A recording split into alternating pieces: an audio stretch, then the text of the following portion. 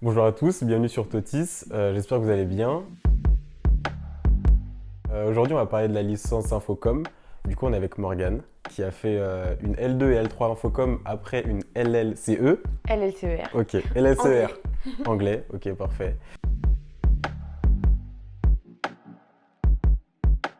Dans les grandes lignes, on va présenter la licence. Ensuite, des matières, de l'emploi du temps, de la charge de travail. Ensuite, des difficultés propres à la licence et des méthodes de travail qui ont été mises en place ou pas. Ça dépend de comment toi tu as travaillé.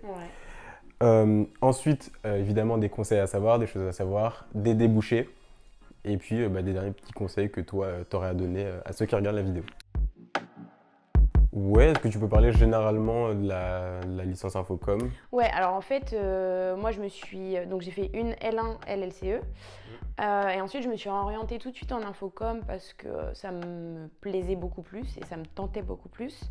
Donc la licence infocom, j'ai fait une L2, une L3. Ça a pour vocation de former les étudiants dans tout le monde de la communication, parce que la communication, c'est quand même un milieu qui est très large. On peut faire beaucoup de choses. Donc la licence est quand même assez générale. On voit beaucoup de matières qui sont différentes. D'ailleurs, pour parler un petit peu des matières qui m'ont plu, alors il y avait l'histoire des conceptions de la communication. Donc en fait, cette matière, on fait vraiment un saut dans le passé et on regarde en fait comment est née la communication, parce que c'est vrai que d'année en année, ça évolue d'année en année. En plus, avec la digitalisation, ça prend une ampleur de l'ampleur. Et c'est fait différemment et ça bouge beaucoup. Donc vraiment refaire un bond en arrière pour regarder depuis le début comment ça a commencé et comment aujourd'hui où on en est. Donc ça, je trouve que c'est hyper intéressant parce que ça permet de voir un peu d'où on vient, d'où ça vient. Il y a une autre matière qui m'a beaucoup plu, c'est la sémiologie de l'image. Donc la sémiologie de l'image, c'est une matière où on apprend en fait à analyser toutes les publicités, parce que c'est vrai qu'une publicité, on peut pas juste pas juste dire voilà, j'ai envie de montrer mon produit et je le mets et je dis c'est bien. Il y a vraiment un message à passer et c'est un vrai travail à faire. Et donc la sémiologie de l'image, ça permet vraiment en fait de regarder en profondeur le message et de voir comment toute la construction en fait d'une campagne. Donc ça, c'est hyper intéressant aussi. Parce que ça développe aussi énormément ton esprit d'analyse et de synthèse qui, je pense, est utile si tu veux travailler dans le monde de la com.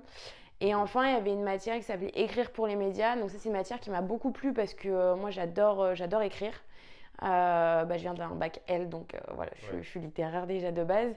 Et écrire pour les médias, c'est une matière où on apprend tout simplement à écrire des dossiers de presse, des communiqués de presse, des notes d'information. C'est tout ce qui peut être un peu plus institutionnel, mais qui au final est quand même très utile parce que dans la com, les capacités rédactionnelles, c'est une compétence qui est quand même assez importante, je dirais. Ok, je vois.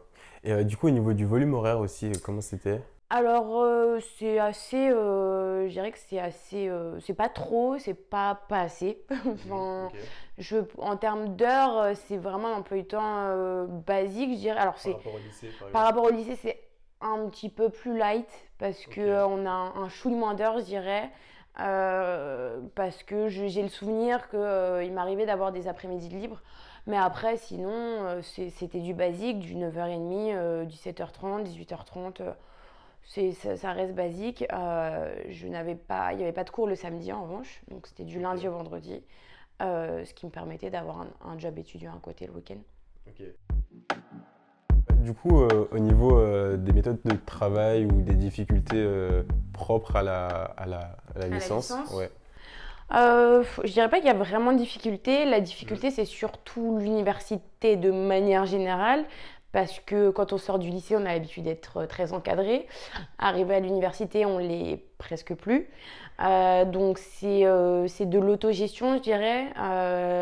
Beaucoup de travail en autonomie. Il faut apprendre en fait à s'organiser. Je pense que c'est vraiment la clé de la réussite, c'est de s'organiser, de faire les choses dans les temps. Parce que l'université, c'est aussi beaucoup de tentations. On le sait, on n'est pas forcé d'aller en cours, donc Ouais. voilà. Mais après, quand on trouve la licence, enfin le parcours qui nous plaît, je trouve qu'on n'est pas tenté de sécher non plus. Mais voilà, je pense qu'il n'y a pas vraiment de réelle difficulté. Le niveau est adapté, c'est pas trop dur. Alors moi en plus, j'arrivais, enfin j'ai fait enfin je suis arrivée en L2 directement, j'avais pas fait Ouais. la L1. Je me suis pas sentie perdue.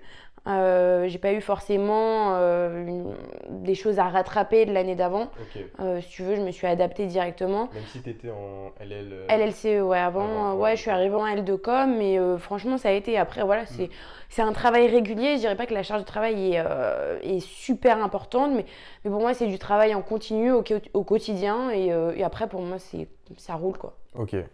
Et du coup, toi, tu travaillais comment? Seul, en groupe? Alors, c'est vrai qu'il y a beaucoup de projets de groupe. Ok. Il y a beaucoup de projets de groupe. Ça, c'est intéressant parce que ça permet d'apprendre à travailler avec d'autres personnes aussi.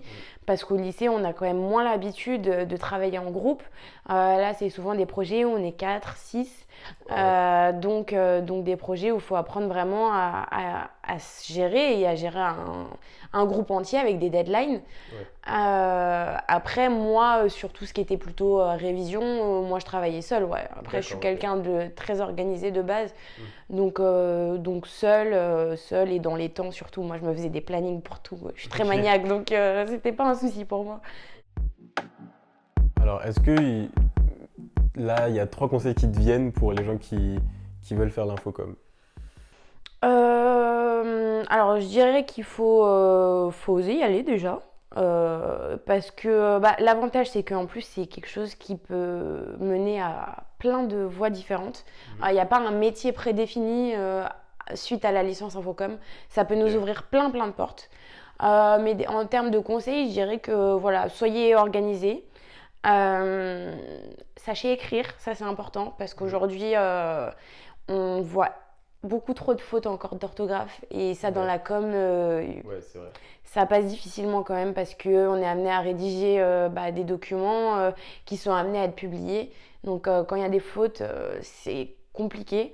Donc voilà, mais après il si ça nous plaît, c'est pas compliqué. Enfin, quand ça te plaît, tu y arrives assez facilement. Et voilà, faut laisser libre cours à son imagination aussi, parce que la com, c'est aussi beaucoup de créativité. On nous demande d'inventer des choses, de créer de nouvelles choses. Donc faut pas avoir peur en fait, faut oser. Ouais, Pour ok. moi, faut oser. Et Ok, ça voilà, et marche. être organisé. En général, ceux qui ont une licence infocom, ils font quoi comme master? Alors c'est très varié. Ouais. Moi personnellement, je fais un master communication en spécialité marketing sportif. D'accord. Mais alors il y a des masters liés au métier du digital. Parce qu'aujourd'hui, le digital, ça prend énormément de place. Ouais, c'est sûr. Il y a des masters liés à l'édition.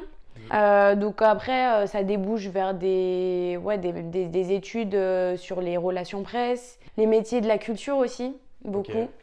Voilà, C'est-à-dire? c'est tout ce qui est, par exemple, le théâtre, le D'accord. cinéma, tout ce qui est en lien avec la culture, en fait.